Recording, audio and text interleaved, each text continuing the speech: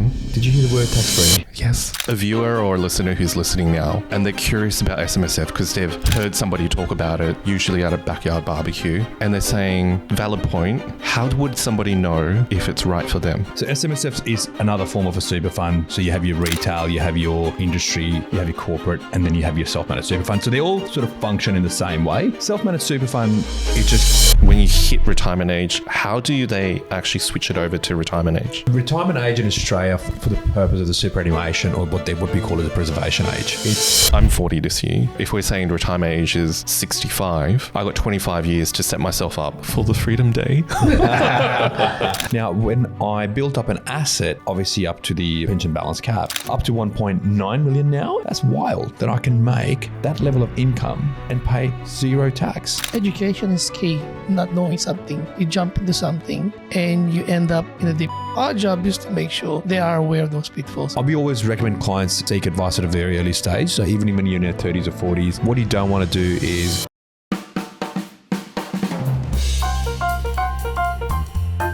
The information provided in this podcast is for general purposes only and should not be considered personal advice. Always consult with qualified professionals or experts in the relevant field for personalized advice tailored to your specific situation.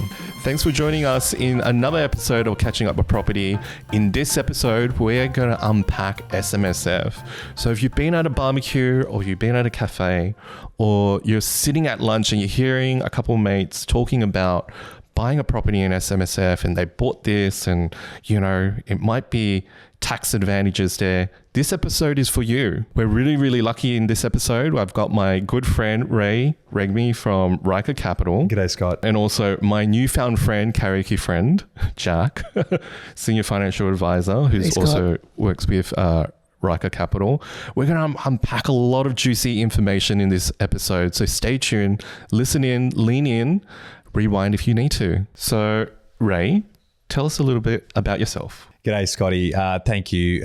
Guys, Ray from Ryker Capital, Director of Senior Financial Planner. Been in the industry for about 20 years now. I love the industry to bits. I think it's such an exciting place to be, especially now given a lot of changes happening in the financial planning side of the industry. Yeah, so I'm a Director of Ryker Capital and loving every bit of it. And over to you. I'm the karaoke master, as you've introduced. Actually not. I'm Jack. I'm one of the Senior Financial Advisor at Ryker Capital as well. Working with Ray, been around the traps for about 24 years, roughly, I think. Yeah, roughly around 18 years of advisor. So yeah, that's me. We're specifically here today to talk about SMSF. What are you guys seeing in SMSF? Lots, actually. I'm like, SMSFs have grown in popularity over the years and it's sort of grown every year. I think what we're seeing a lot of interest from our client side is everyone out there wants to buy a property in the SMSF. And I think that's the common theme. But I think before we even go there, I really want to sort of take a step back. What is self-managed super fund, right? For people or our listeners who don't know what it is, I think they need to sort of firstly understand if that's even the right structure for them. So SMSFs is another form of a super fund. So you have your retail, you have your industry, you have your corporate, and then you have your self-managed super fund. So they all sort of function in the same way. Self-managed super fund, it just gives you better control how to run your money, how to invest your money. Yeah, exactly. That's a good point. People, we live in society, we want control of most of the stuff, including our finances, right? But I think you take a step back, why are we doing an SMSF? What's the purpose? Now, we love bricks and mortars. We do indeed. We do love property. So this whole podcast. Hence why it starts that conversation. Why not? It's a barbecue conversation. Oh, I've heard you can buy property through my super fund. Yeah. That's how it starts. But I think as advisors, Ray would agree with this, is that we need to actually delve a little bit deeper. What's really important to the client? Yes, SMSF is good. Property is great. What's the underlying goal? Did you just speak for me, Jack? But I agree with you. I do agree with you. Yes, absolutely. I think ultimately it just comes down to clients and goals and objectives, doesn't it? I'm like, it's whether it's warranted that the SMSF is right for you. A viewer or a listener who's listening now, and they're curious about SMSF because they've heard somebody talk about it, usually at a backyard barbecue, and they're saying, well, valid point, how would somebody know if it's right for them? Look, there's multiple factors goes in to ensure that the structure's right. So firstly, when you look from a member's perspective as to how many members there are in the fund, there's usually about 6. Then you could have anywhere between 1 to 6 members, and members are also the trustees of the SMSF. Basically, what I'm trying to say is the people who are going to be the part of the super fund. So they're going to be 6 people. You can have up to 6 people, between 1 to 6 people within the super fund. Out of those 6 people, do they all have to be related, or can they be friends, or can they be business partners? There can be any. There can be related parties. They can be. However, I say this with caution. It's like going to a bed with your cousin or anything like that. You need to make sure we're all on the same page. Why would you say go to bedroom with your cousin? Well, different goals, different perspective. But I love my cousin. That's a whole different conversation. Okay, this is so awkward finance. But yeah, I think the core of it is to make sure those 6 members are on the same page. Exactly right, Scott. Same goals. Exactly. They're wanting the same you things. might have a person in that 6 group who's 24 and the other's 55 that's about to retire in 5 years. So they might have a different aspect what they want to do, especially if it's property or things like that. So we always discuss that with our clients just to make sure it is what it's supposed to be. Typically what you see out there is mums and dads or husband and wife or partners, typically speaking 2 people.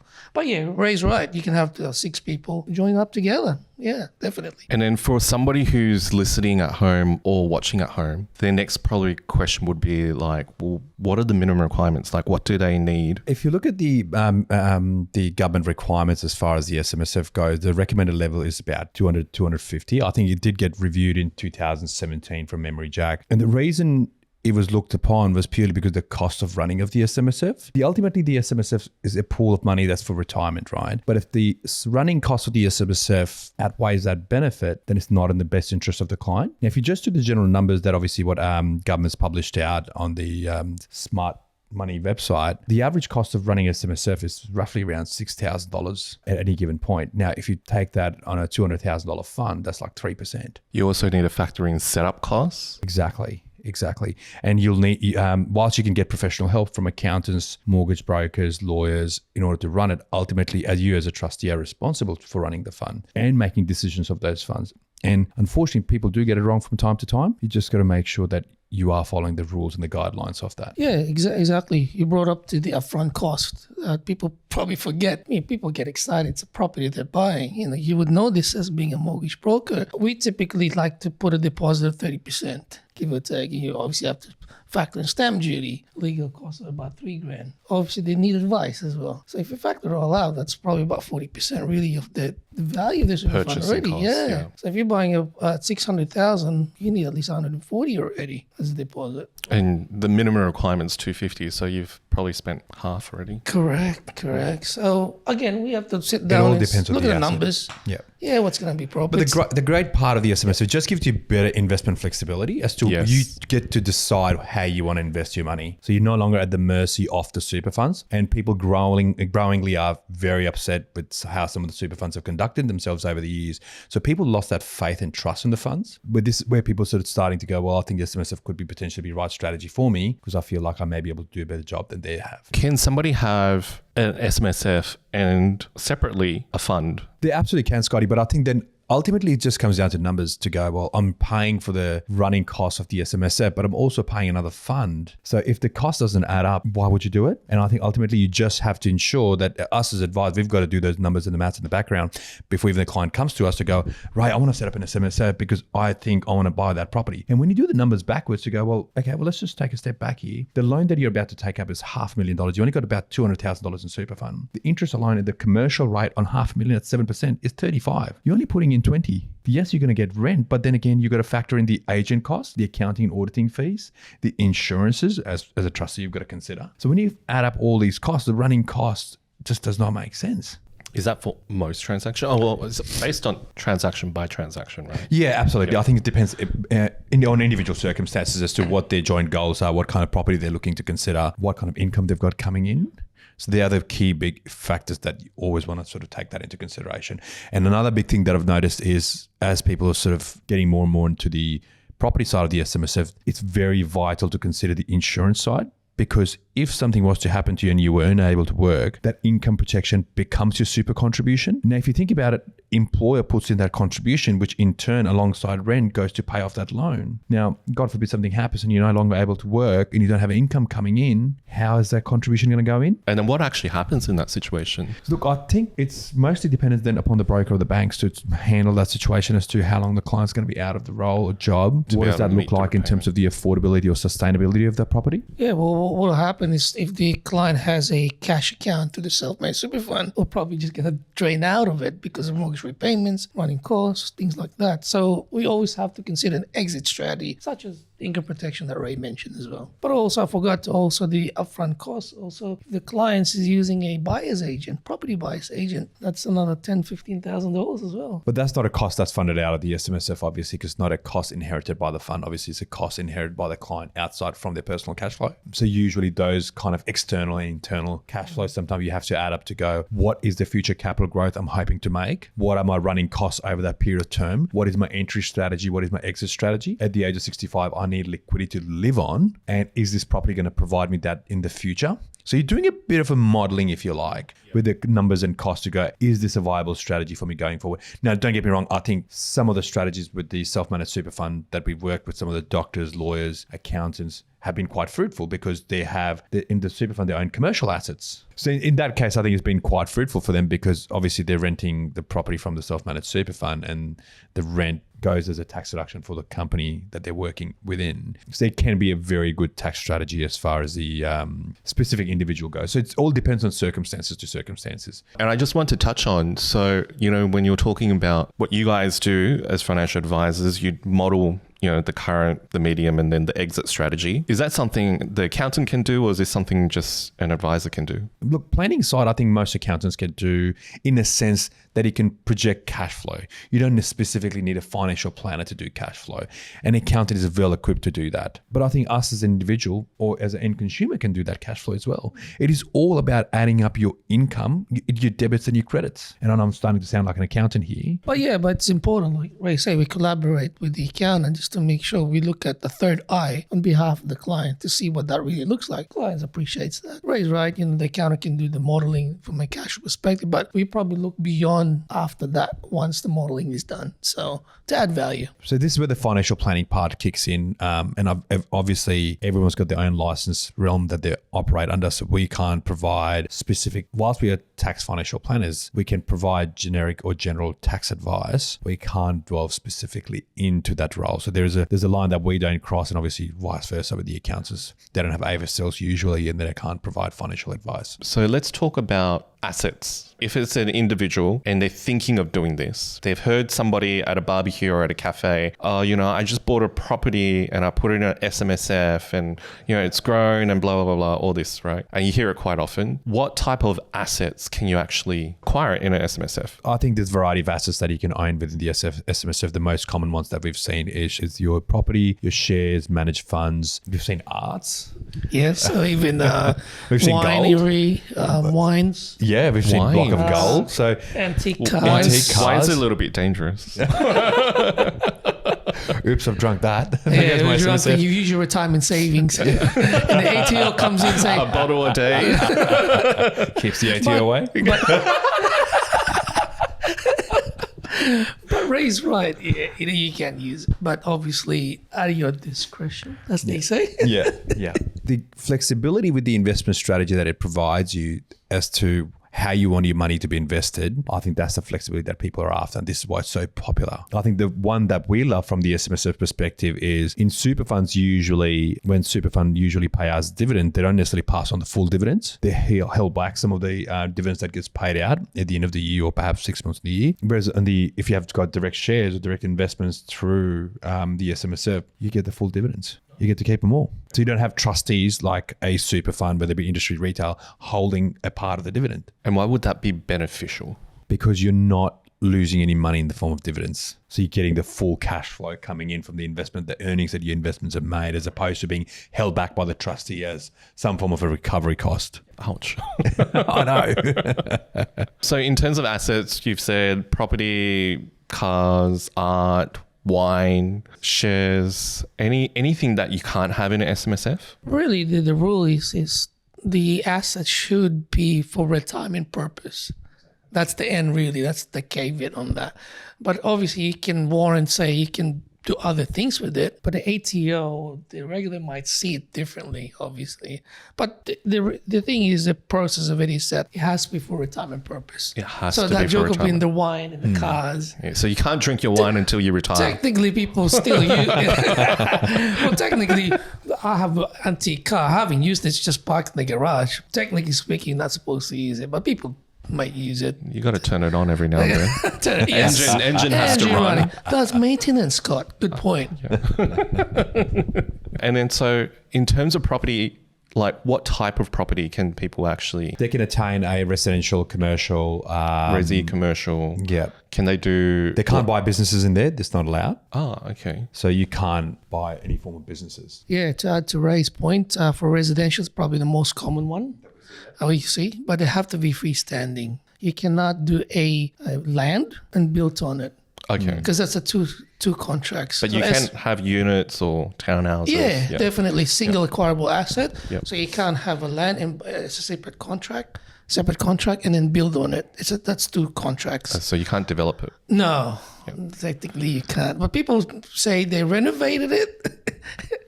There's other rules around it. Yeah. But in short, single acquirable asset. Is there any like, I call them exotic property assets like NDIS security or co-living or boarding houses? We've seen a couple of those. Look, obviously there are caveats and rulings around it, and I think you do have to satisfy some of the government requirements in order to have those. I think it's just a broader purpose is that you are doing the right thing and you're following the regulations around what kind of assets are considered right.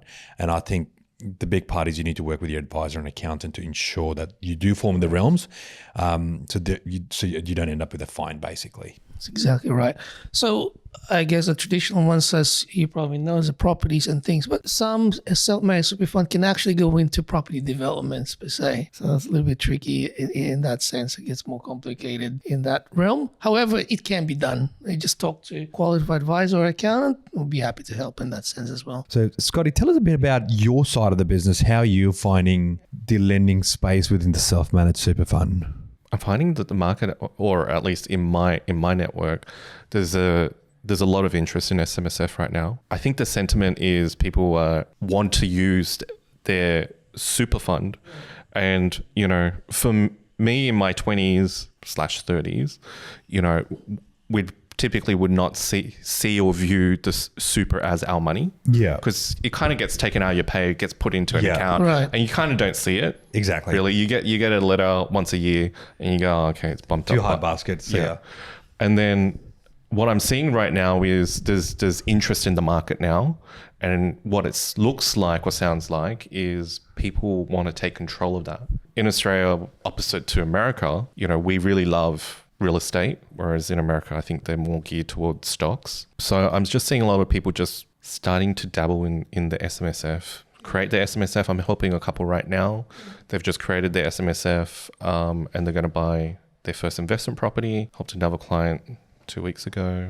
And what are the things that you actually considered before advising them on the loans, or perhaps the steps they should have taken to ensure that the property purchase was the right structure for them? As a mortgage broker, our responsibility is help you get the funding, the lending. Yeah. So there's a couple of things you need to do before actually going there. So first, you need to make sure you got your structures right. You need to make sure that you've got your own advice and understand what you're actually doing or getting involved in. You don't want it, then that's on you as a customer. But typically for me, it's really assessing or looking at what their borrowing ability is. And the way we assess that borrowing ability is if you're working, then it's just on your payslip. Whatever the employer pays you as your super contribution, that forms part of your income, tick. And then the rental contribution, tick. And then if you require any voluntary or additional contributions that you agree to, then that's tick. That's the only form of income that we can really utilize. In the lending space, we can't do sexy things like in the non-SMSF space, such as negative gearing or accessing equity or debt recycling. We can't do those things in SMSF. Pretty much you buy that, you get that loan, set and forget. done. And rightly so, because if you look at the tax rates for the SMSF, it's 15%. So there's not a whole lot to gear really. But one of the good things that I do love about that sort of part of some of the strategies is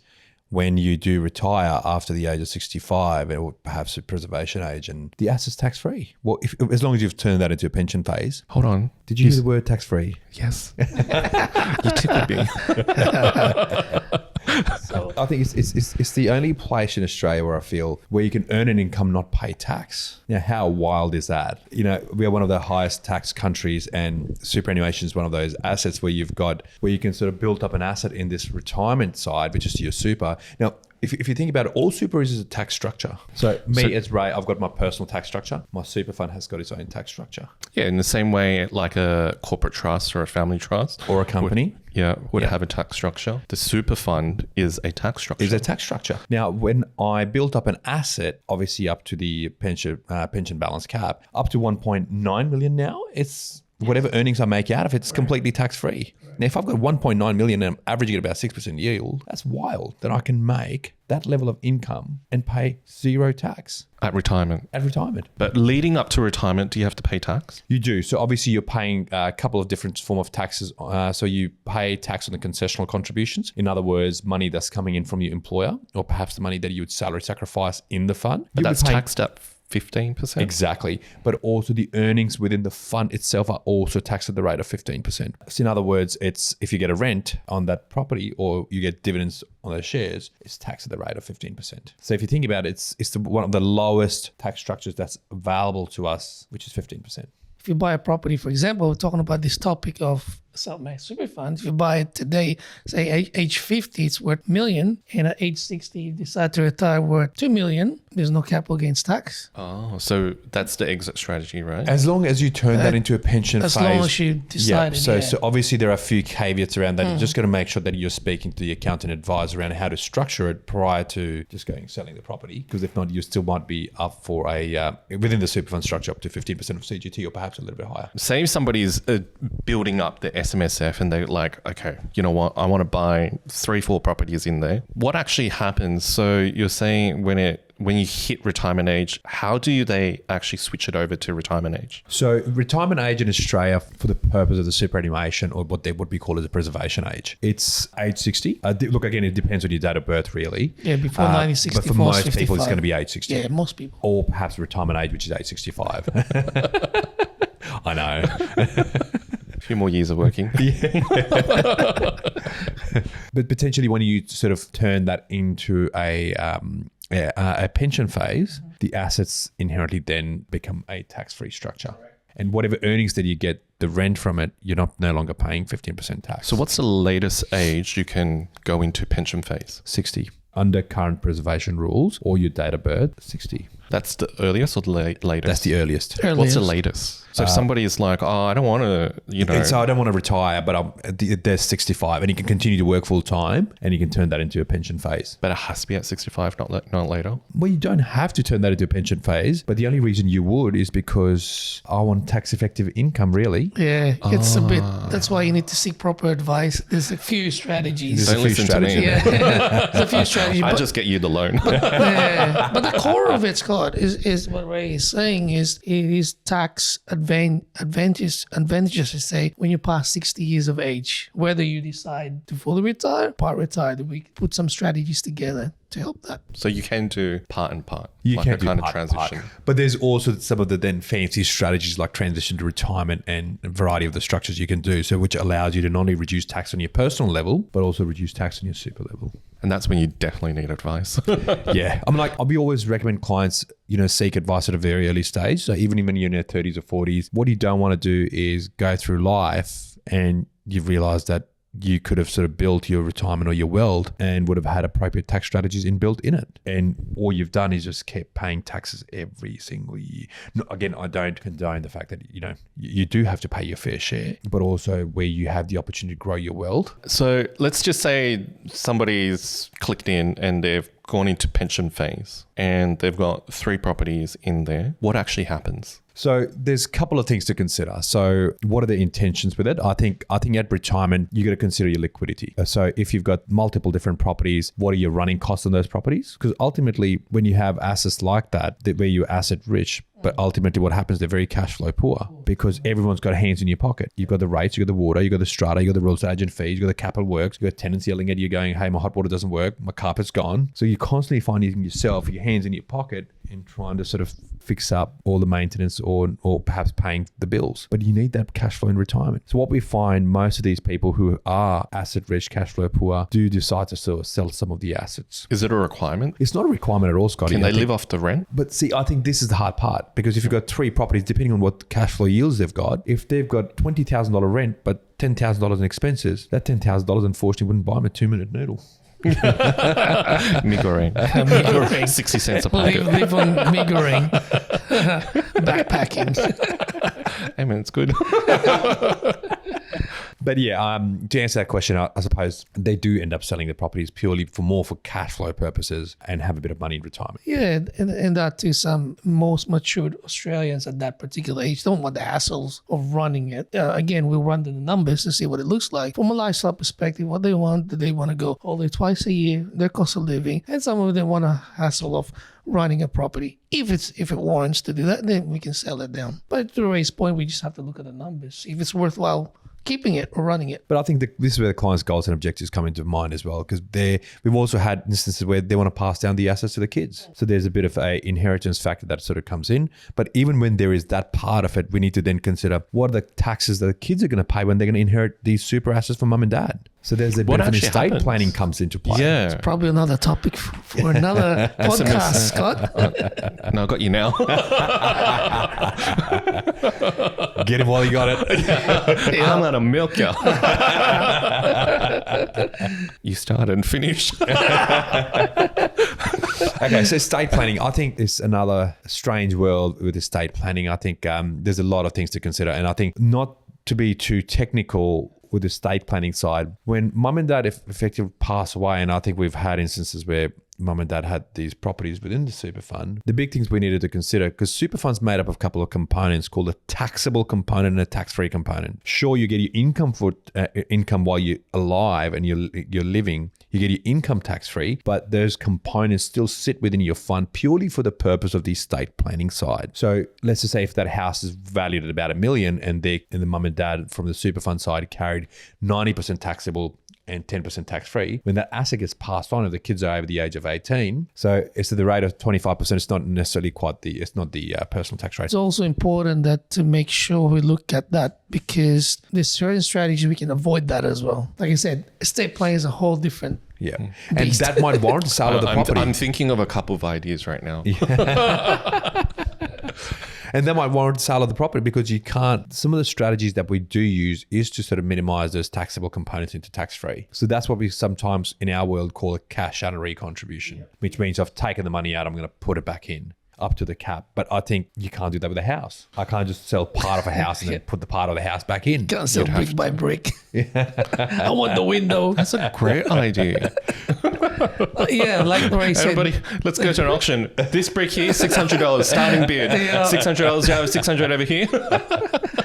That could be a new business model, Scott. Auction the bricks. Yeah. But Ray's point, there's a myriad of things that we can look at. Like we always say, just seek professional advice. Each family, each individual situation is going to be different. We just need to work through what that looks like. And also, Ray said as well, depends on that goal, that retiree. They don't want to involve the kids. Some of them might say, oh, I've helped them enough. I'm not going to give them anything. We do like to get the kids involved at a very early stage. As much as the parents sometimes might want to keep things private and personal, we appreciate that. And we do need to ensure that they understand the consequences of that approach. When we make them aware the level of taxes they want to pay, all of a sudden the parents are very interested to ensure that obviously the kids are aware of it. And what are some of the action steps they can take now to ensure that the kids pay less taxes when they inherit the asset? Imagine that. Oh, you got 3 houses. You got to pay half. What?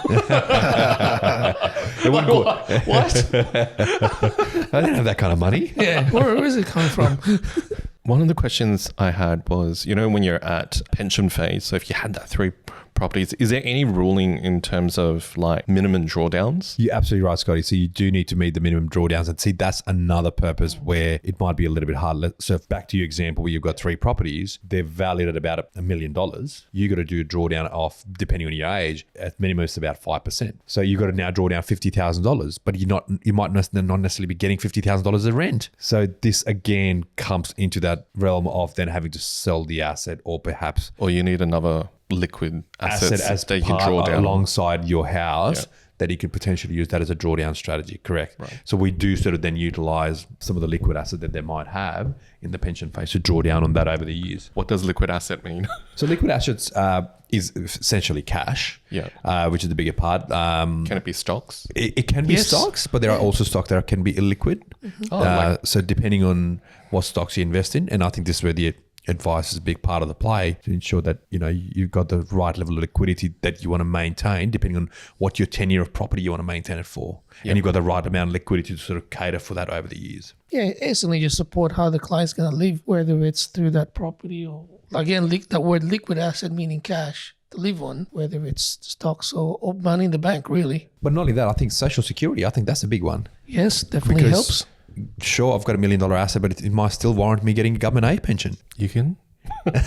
In my head, I'm like, no. Well, that's a common myth. We encounter people say, oh, I don't think I'm entitled to age pension. And we work through them and wow, we can get something from the government. Yeah, so I work all my life to get something. So get a bit of both. Yeah, we bit of both. Exactly. I like to dip my feet in. Exactly. So yeah, bit of this and from my own assets, bit of from the government. So I think it's ultimately, again, like I said before, it comes down to the strategy and how you strategize those assets. The most common ones that we've seen is if there is a younger spouse who might not have turned her superannuation assets or part of her super into pension phase because she's not quite age 67, which is the current age, pension age, not the retirement age, which enables the husband or wife who might be over age 67 to be able to access the government age pension. I think the key benefits for that is obviously not only the part pension that you get, but it's also the other ancillary benefits that you get out of it, which is your medical card, your discounted card. rates, your water. Getting medicine for $6.60 big is difference. God, yeah. really important. Like 40, It's 50. that or And when you age, people don't think about it, but when you Yeah. age, you do need medicine. If you think about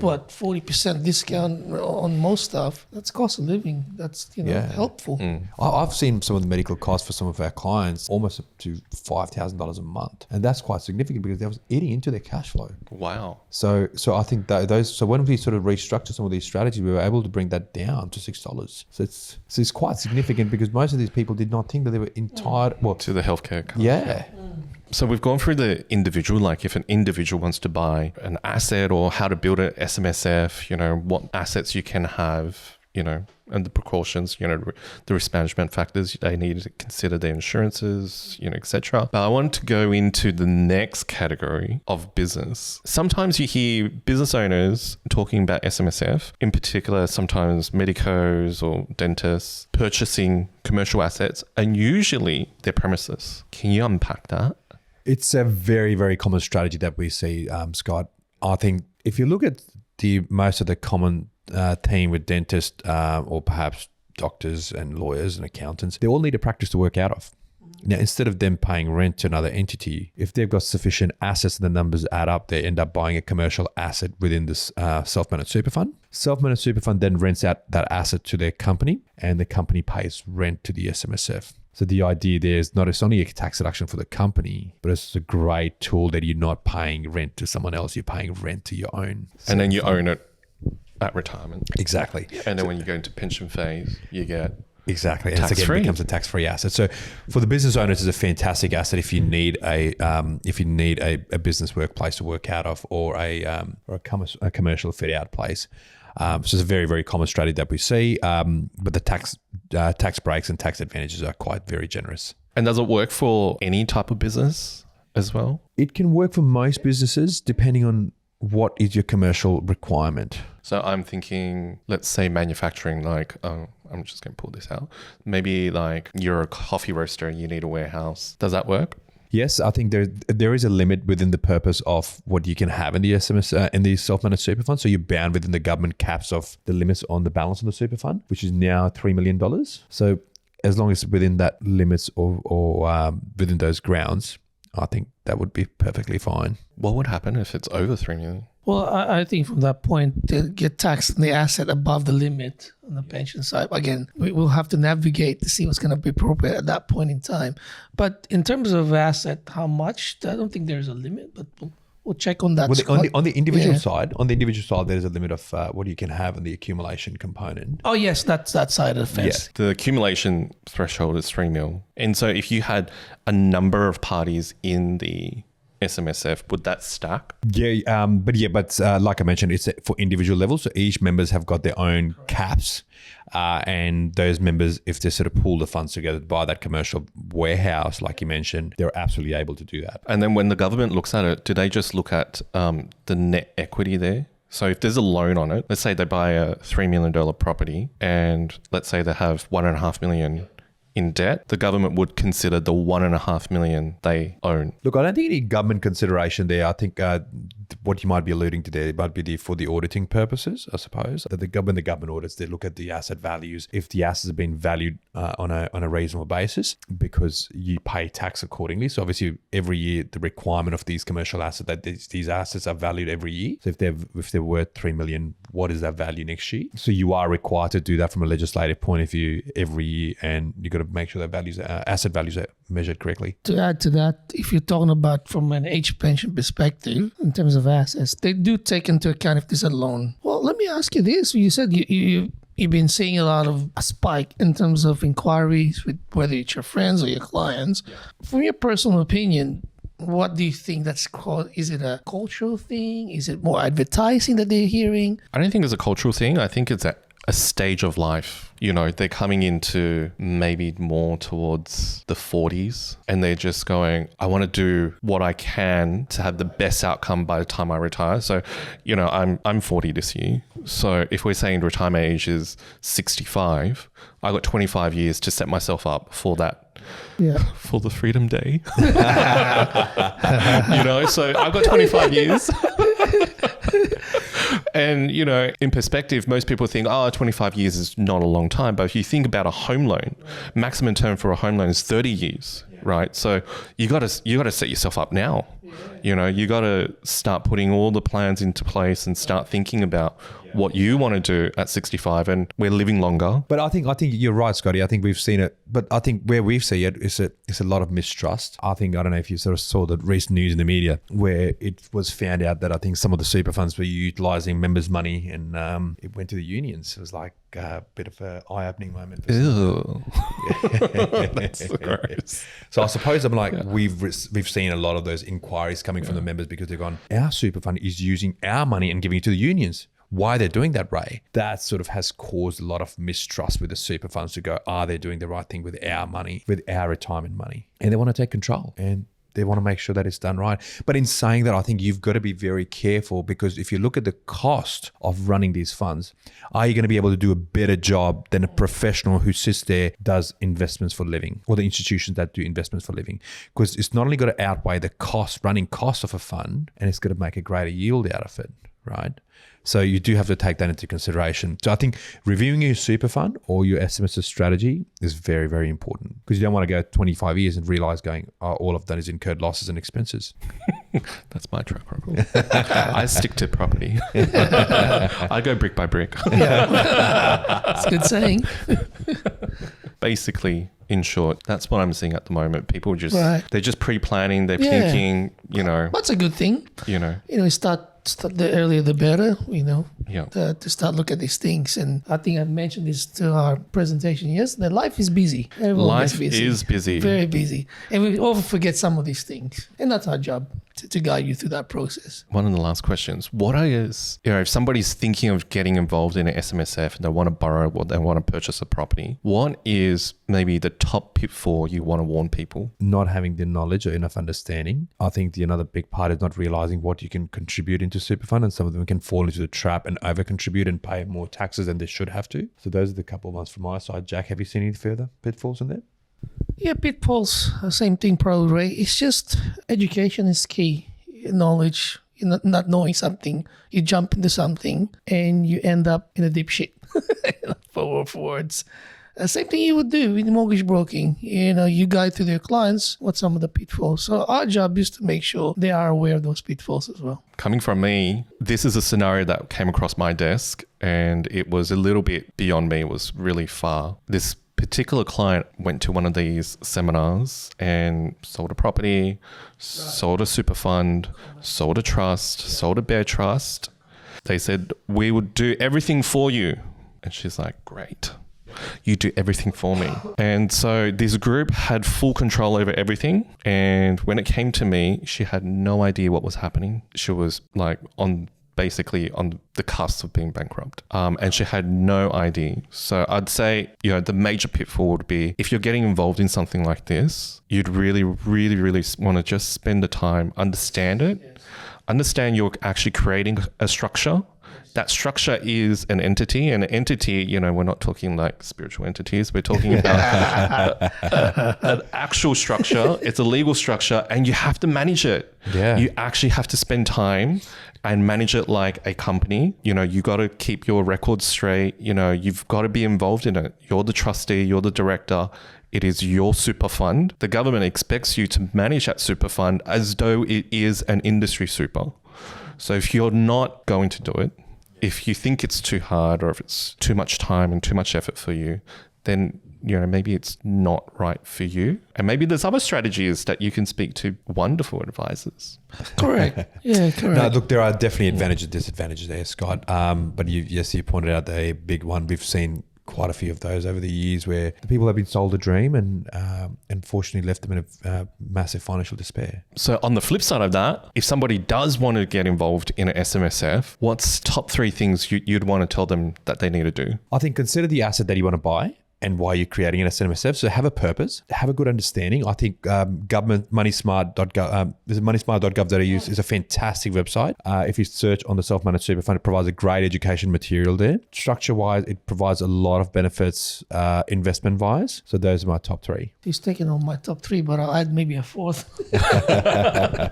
No, in a serious note, I think he said it there eloquently, purposely. And why?